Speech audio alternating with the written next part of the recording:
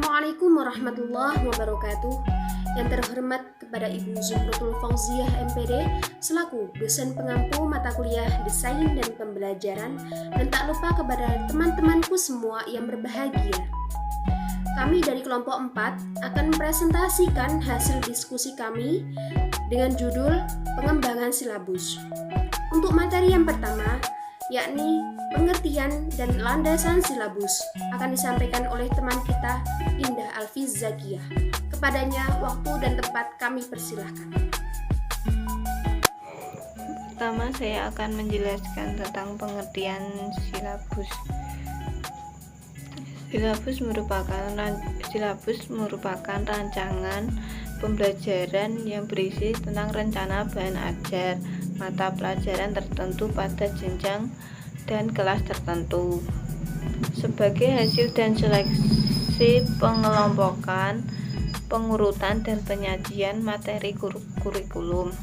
Dalam kurikulum 2013 dikatakan bahwa silabus merupakan penjabaran kompetensi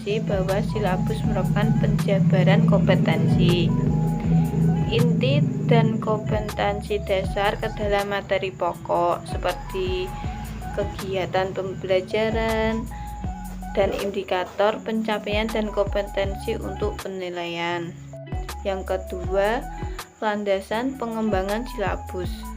Yang pertama, ada Peraturan Pemerintahan Republik Indonesia Nomor 19 Tahun 2005 tentang Standar Nasional Pendidikan Pasal 17 Ayat 2 yang berisi tentang standar proses sekolah dan komite sekolah atau madrasah, dan mengembangkan kurikulum pada tingkat satuan pendidikan dan silabusnya berdasarkan kerangka dasar kurikulum dan standar kompetensi lulusan di bidang pendidikan untuk SD, SMP, SMA, dan SMK, dan departemen yang menangani urusan pemerintahan di bidang agama untuk MI, MTS, MA, dan MA. B. Peraturan Materi Pendidikan Nasional Nomor 20 Tahun 2007 tentang Standar Penilaian Pendidikan. Perencanaan proses pembelajaran meliputi silabus dan rencana pelaksanaan pembelajaran RPP yang memuat identitas mata pelajaran, standar kompetensi atau SK, kompetensi dasar atau KD, indikator pencapaian kompetensi, pembelajaran kegiatan, pembelajaran penilaian, hasil belajar, dan sumber belajar. Yang ketiga, Peraturan Menteri Pendidikan Nasional Nomor 20 Tahun 2007 tentang Standar Penilaian Pendidikan. Baik, saya akan melanjutkan presentasi dari Mbak Indah tersebut. Materi yang selanjutnya yaitu prinsip pengembangan. Prinsip pengembangan yang pertama yaitu ilmiah, bahwa keseluruhan materi dan kegiatan yang menjadi muatan dalam silabus harus benar dan dapat dipertanggungjawabkan secara ilmuwan. Mengingat silabus berisikan garis-garis besar isi atau materi pembelajaran yang akan dipelajari peserta didik, maka materi atau isi pembelajaran tersebut harus memenuhi kebenaran ilmiah. Untuk itu, dalam penyusunan silabus disarankan untuk melibatkan ahli bidang keilmuan masing-masing mata pelajaran agar materi pembelajaran tersebut memiliki validitas yang tinggi. Yang kedua, prinsip relevansi.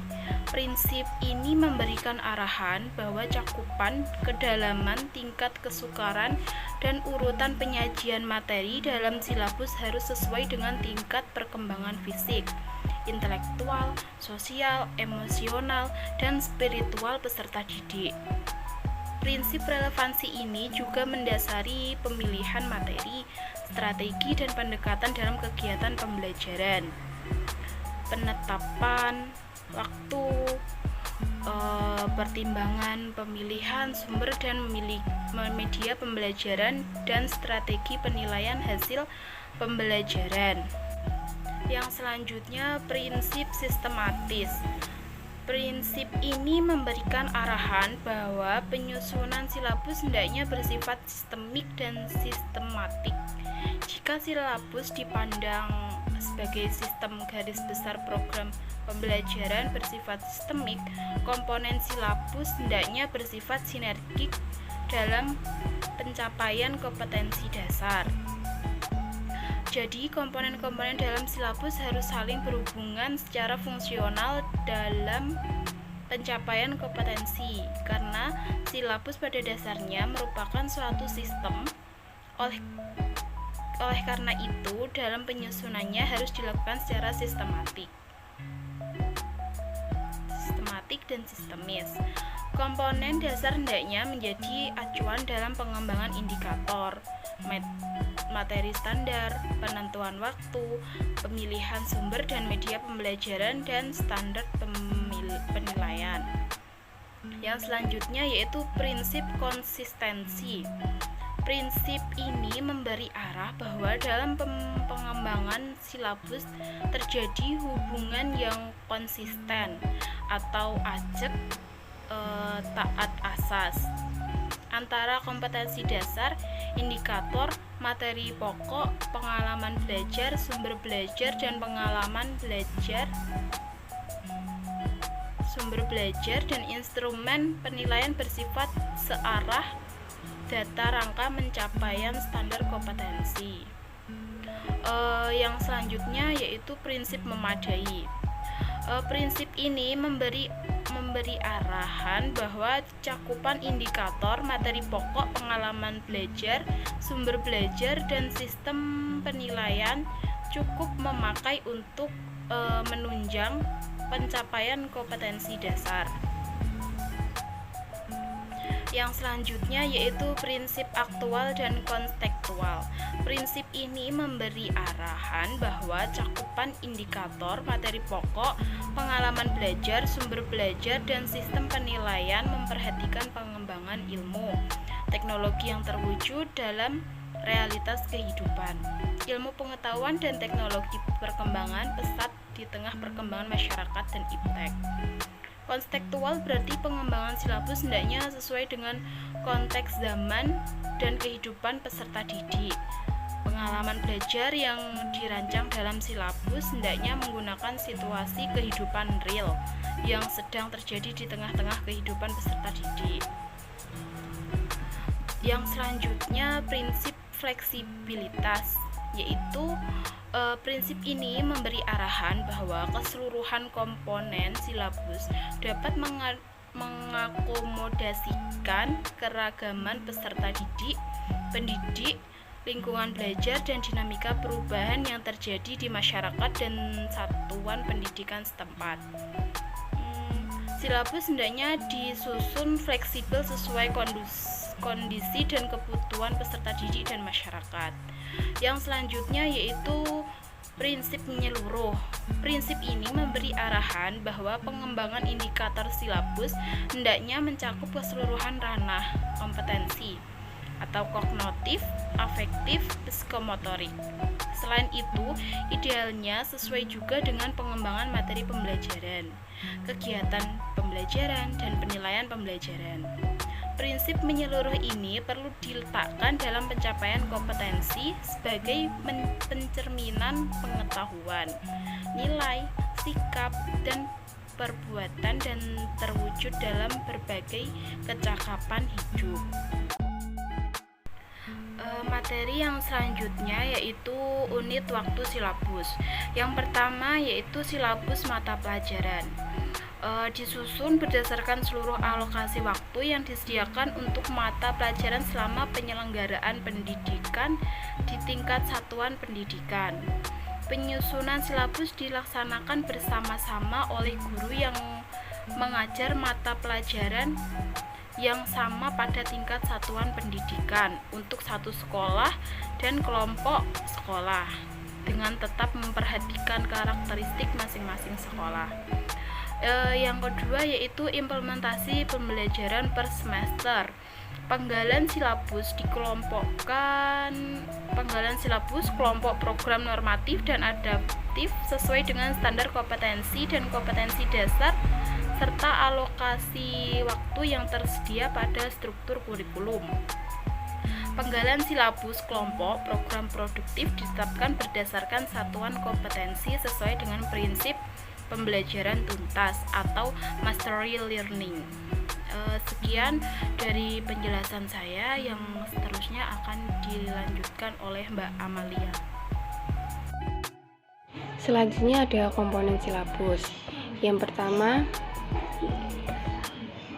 standar kompetensi. Standar kompetensi ini adalah patokan tentang pengetahuan, keterampilan, dan sikap yang harus dimiliki oleh peserta didik untuk mengerjakan suatu tugas yang sesuai dengan apa yang disyaratkan. Yang kedua ada kompetensi dasar. Kompetensi dasar ini kompetensi yang terdiri atas sikap, pengetahuan, dan keterampilan yang bersumber dari kompetensi inti yang harus dikuasai peserta didik. Yang ketiga materi pokok. Materi inti yang mengenai kompetensi utama yang dikelompokkan dalam aspek afektif, kognitif, dan psikomotorik untuk mencapai hard skill dan soft skill. Selanjutnya ada kegiatan pembelajaran. Kegiatan pembelajaran ini memuat rangkaian kegiatan yang harus dilakukan oleh peserta didik secara berurutan untuk mencapai kompetensi dasar. Kegiatan pembelajaran dirancang untuk memberikan pengalaman belajar yang melibatkan proses mental dan fisik melalui interaksi antara peserta didik dengan pendidik, lingkungan, dan sumber belajar lainnya dalam rangka pencapaian kompetensi. Selanjutnya ada indikator. Indikator adalah sebuah petunjuk atau keterangan yang dijadikan sebagai tolak ukur untuk perkembangan dan penguasaan peserta didik. Penilaian adalah kriteria mengenai mekanisme, prosedur, dan instrumen penilaian hasil belajar peserta didik. Kemudian ada alokasi waktu. Alokasi waktu yang dicantumkan dalam silabus merupakan perkiraan waktu untuk menguasai kompetensi dasar yang dibutuhkan oleh peserta didik yang beragam. Selanjutnya ada sumber belajar. Sumber belajar adalah rujukan, objek, atau bahan yang digunakan untuk kegiatan pembelajaran yang berupa media cetak dan elektronik, narasumber, serta lingkungan fisik, alam, sosial, dan budaya. Penentuan sumber belajar didasarkan pada standar kompetensi dan kompetensi dasar, serta materi pokok atau pembelajaran, kegiatan pembelajaran, dan indikator pencapaian kompetensi. Mekanisme pengembangan silabus. Ada analisis SI, SKL, SKKD. Analisis standar isi pada mata pelajaran. Ini ada kelas atau semester, standar kompetensi, sifat kata kerja, taksonomi, dan juga keterangan kerja. Hasil analisis standar isi ini sebagai dasar dan acuan untuk pengembangan silabus dan RPP. Selanjutnya analisis standar kompetensi lulusan atau SKL. SKL ini adalah kriteria mengenai kualifikasi kemampuan lulusan yang mencakup sikap, pengetahuan, dan keterampilan. Analisis standar SKL ini ada 3, kata kerja operasional, aspek pembelajaran, dan juga tingkat ranah atau aspek berdasarkan taksonomi Bloom. Analisis SKKD pada mata pelajaran di tingkat satuan pendidik. Rumusan SK yang dijabarkan dalam KD merupakan kata kerja serumpun. Selanjutnya analisis penjabaran KD indikator. Perumusan atau penyusunan indikator pencapaian perlu memperhatikan kata-kata operasional yang dapat diukur atau diamati yang sesuai dengan SKKD yang akan dijabarkan. Langkah-langkah penjabaran kompetensi dasar ke dalam indikator kompetensi ada 2. Yang pertama, mengidentifikasi kata-kata untuk indikator kompetensi. Yang kedua, mengembangkan kalimat indikator.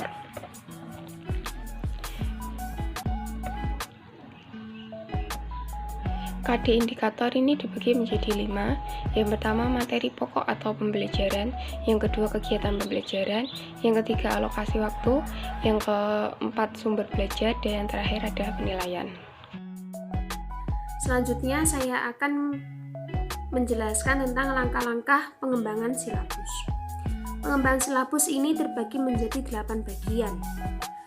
Yang pertama, di nomor 2 yaitu mengkaji standar kompetensi dan kompetensi dasar. Mengkaji standar kompetensi dan kompetensi dasar mata pelajaran sebagaimana tercantum pada standar isi dengan memperhatikan hal-hal berikut. Yang pertama yaitu urutan berdasarkan hierarki konsep, disiplin ilmu atau tingkat kesulitan materi tidak harus selalu sesuai dengan urutan yang ada di standar isi. Yang nomor 2 yaitu keterkaitan antara standar kompetensi dan kompetensi dasar dalam mata pelajaran. Yang ketiga yaitu keterkaitan antara standar kompetensi dan kompetensi dasar antar mata pelajaran. Untuk yang nomor 3 yaitu mengidentifikasi materi pokok atau pembelajaran. Mengidentifikasi materi pokok atau pembelajaran yang menunjang pencapaian kompetensi dasar dengan mempertimbangkan antara potensi peserta didik, relevansi dengan karakteristik daerah, tingkat perkembangan fisik, intelektual, emosional, sosial, dan spiritual peserta didik. Yang harus dipertimbangkan juga yaitu kebermanfaatan bagi peserta didik, struktur, keilmuan, aktualitas, kedalaman dan keluasan materi pembelajaran, sekaligus relevansi dengan kebutuhan peserta didik dan tuntutan lingkungan dan alokasi waktu. Untuk yang nomor 4 yaitu mengembangkan kegiatan pembelajaran. Kegiatan pembelajaran dirancang untuk memberikan pengalaman belajar yang melibatkan proses mental dan fisik melalui interaksi peserta didik dengan guru, peserta didik dengan peserta didik, sekaligus lingkungan dan sumber belajar lainnya dalam rangka pencapaian kompetensi dasar. Pengalaman belajar yang dimaksud dapat terwujud melalui penggunaan pendekatan pembelajaran yang bervariasi dan berpusat pada peserta didik. Pengalaman belajar memuat kecakapan hidup yang perlu dikuasai oleh peserta didik. Hal-hal yang harus diperhatikan dalam mengembangkan kegiatan pembelajaran adalah sebagai berikut. Yang pertama yaitu kegiatan pembelajaran disusun untuk memberikan bantuan kepada peserta didik, khususnya guru, agar dapat melaksanakan proses pembelajaran secara profesional. Untuk yang kedua, yaitu kegiatan pembelajaran memuat rangkaian kegiatan yang harus dilakukan oleh peserta didik secara berurutan untuk mencapai kemampuan kompetensi dasar. Yang ketiga, yaitu penentuan urutan kegiatan pembelajaran. Harus sesuai dengan hierarki konsep materi pembelajaran. Untuk yang keempat, yaitu rumusan pernyataan dalam kegiatan pembelajaran minimal mengandung 2 unsur pendiri yang mencerminkan pengelolaan pengalaman belajar siswa, yaitu kegiatan siswa dan materi. Untuk yang nomor 5, langkah-langkah yang nomor 5 yaitu merumuskan indikator pencapaian kompetensi. Indikator merupakan penanda pencapaian kompetensi dasar yang ditandai oleh perubahan perilaku yang dapat diukur yang mencakup sikap, pengetahuan, dan keterampilan. Indikator dikembangkan sesuai dengan karakteristik peserta didik, mata pelajaran, satuan pendidikan, potensi daerah, dan dirumuskan dalam kata kerja operasional yang terukur dan dapat diobservasi. Indikator digunakan sebagai dasar untuk menyusun alat penilaian. Yang nomor 6 yaitu penilaian pencapaian kompetensi dasar peserta didik dilakukan berdasarkan indikator. Penilaian dilakukan dengan menggunakan tes ataupun non-tes dalam bentuk tertulis maupun lisan. Pengamatan kinerja, pengukuran sikap, penilaian hasil, serta berupa tugas, proyek, ataupun produk menggunakan portofolio dan penilaian diri. Penilaian merupakan serangkaian kegiatan untuk memperoleh, menganalisis, dan menafsirkan data tentang proses dan hasil belajar peserta didik yang dilakukan secara sistematis dan berkesinambungan, sehingga menjadi informasi yang bermakna dalam pengambilan keputusan. Hal-hal yang perlu diperhatikan dalam penilaian yaitu penilaian diarahkan untuk mengukur pencapaian kompetensi. Penilaian menggunakan acuan kriteria yaitu berdasarkan apa yang bisa dilakukan peserta didik seolah mengikuti proses pembelajaran dan bahan untuk menentukan posisi seorang terhadap kelompoknya. Sistem yang direncanakan adalah sistem pendidikan penilaian yang berkelanjutan. Berkelanjutan dalam arti semua indikator diketagi kemudian hasilnya dianalisis untuk menentukan kompetensi dasar yang telah dimiliki dan yang belum, serta untuk mengetahui kesulitan siswa. Selanjutnya, hasil penilaian dianalisis untuk menentukan tindak lanjut. Tindak lanjut berupa perbaikan proses pembelajaran berikutnya, proses remedi bagi siswa yang belum mencapai target atau ketuntasan, dan program pengayaan bagi siswa yang telah memenuhi target atau kriteria ketuntasan. Selanjutnya, sistem penilaian harus dilakukan atau disesuaikan dengan pengalaman belajar yang ditempuh dalam proses pembelajaran. Misalnya, jika pembelajaran menggunakan pendekatan tugas observasi lapangan, maka evaluasi harus diberikan baik pada proses keterampilan proses. Misalnya, teknik wawancara maupun produk atau hasil melakukan observasi lapangan yang berupa informasi yang dibutuhkan.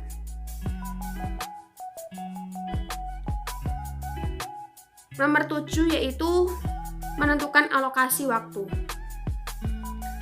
Menentukan alokasi waktu pada setiap kompetensi dasar didasarkan pada kompetensi jumlah minggu efektif dan alokasi waktu mata pelajaran per minggu dengan mempertimbangkan jumlah kompetensi dasar, keluasaan, kedalaman, tingkat kesulitan, dan tingkat kepentingan kompetensi dasar. Alokasi waktu yang dicantumkan dalam silabus merupakan perkiraan waktu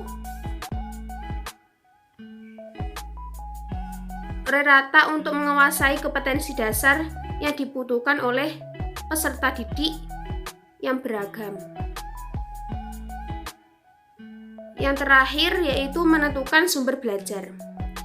Sumber belajar adalah rujukan, objek atau bahan yang digunakan untuk kegiatan pembelajaran yang berupa media cetak dan elektronik, narasumber, serta lingkungan fisik, alam, sosial, sekaligus budaya. Penentuan sumber belajar didasarkan pada standar kompetensi dan kompetensi dasar serta materi pokok atau pembelajaran, kegiatan pembelajaran, dan indikator pencapaian kompetensi. Selanjutnya yaitu pengembangan silabus berkelanjutan. Pengembangan silabus berkelanjutan ini ada 3 bagian. Yang pertama, silabus dijabarkan ke dalam rencana pelaksanaan pembelajaran. Yang kedua, silabus dilaksanakan, dievaluasi, dan ditindaklanjuti oleh masing-masing guru. Yang ketiga, silabus dikaji dan dikembangkan secara berkelanjutan dengan memperhatikan masukan hasil evaluasi, hasil belajar, evaluasi proses atau pelaksanaan pembelajaran, dan evaluasi rencana pembelajaran. Sekian presentasi dari kelompok 4. Apabila ada salah kata, kami mohon maaf yang sebesar-besarnya. Akhirul kalam, wallahul muwaffiq ila aqwamit thoriq. Assalamualaikum warahmatullahi wabarakatuh.